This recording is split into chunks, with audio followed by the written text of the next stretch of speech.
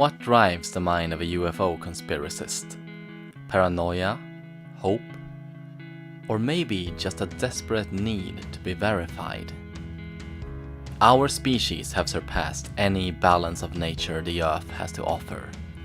We're millions and millions. We have more food than we can stomach.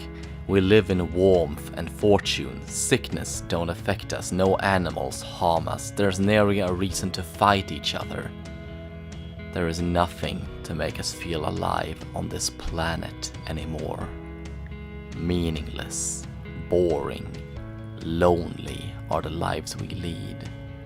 So we look to the stars and hope for new life to make us fear again. Or at least that's my 10 cents on alien monster movies. Alien Valley is a low-budget Blair Witch affair, but it starts as a behind-the-scenes drama about a motley crew of reality TV stars.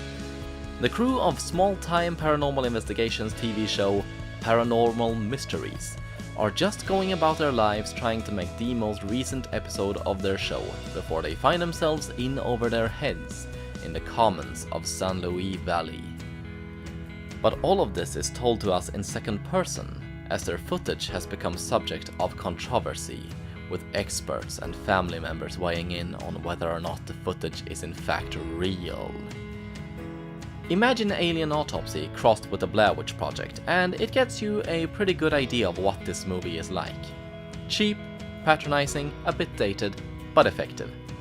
I really didn't expect to be swept up by the drama between the characters, and maybe the Bay just put me in a good mood, but I really enjoyed the time spent before anything really happened, which is good because it didn't for about 45 minutes.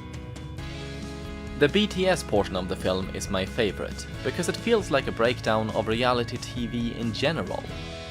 Reality TV is staged, as we all know, but it's interesting to see the people doing the staging and what goes on between them.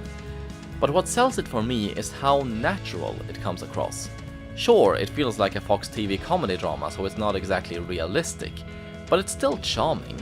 The footage is mostly concerned with cameraman Dave, played by Nate Backe, and how he fits into the group. Being the cameraman, we experience the movie mostly from his perspective, of course. Kind of like a cheaper take on Peep Show, except less awkward. So it all starts very good, but like I said, I like the BTS portion more than when the alien arrives. It's not a good sign, is it? Up until that moment, everything floats organically with clear connections between the characters and their motivations and their identities. But then things go awry in a big way. The movie was directed by Ben Martinez and David Franco, and it feels like they didn't know how to naturally link the events on camera with the writing of the film. Some decisions come out of nowhere, and the way characters act feels disjointed. A story should flow in a logical way where one event drives another event, and right around when the alien arrives, that stops being the case. I have no idea why they abandoned their car, I don't know why one of the characters killed another, and so on. And the alien? Oh boy, the alien. They didn't go the full Blair Witch and just didn't show it on camera, but when it does show, it's all glimpses and shadows moving, and it's very obviously a rubber suit whenever we do catch a glimpse. And finally, there is the wraparound story, the documentary side of things, as it were. I'd say there is no more than 15 minutes of that throughout the film, and exists more as a way to make it seem bigger than it is.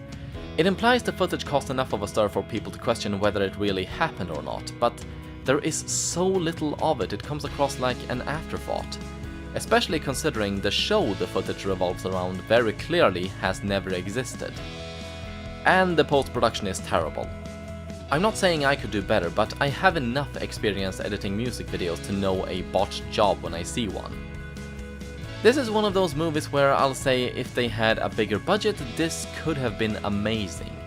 All the basic building blocks are there, and it wouldn't be hard to rewrite the script. I think if they just had enough money for more takes, special effects and more screen time for the wraparound story, this is something that could have been talked about at the same level as the Poughkeepsie tapes, Paranormal Activity and even the Blair Witch Project.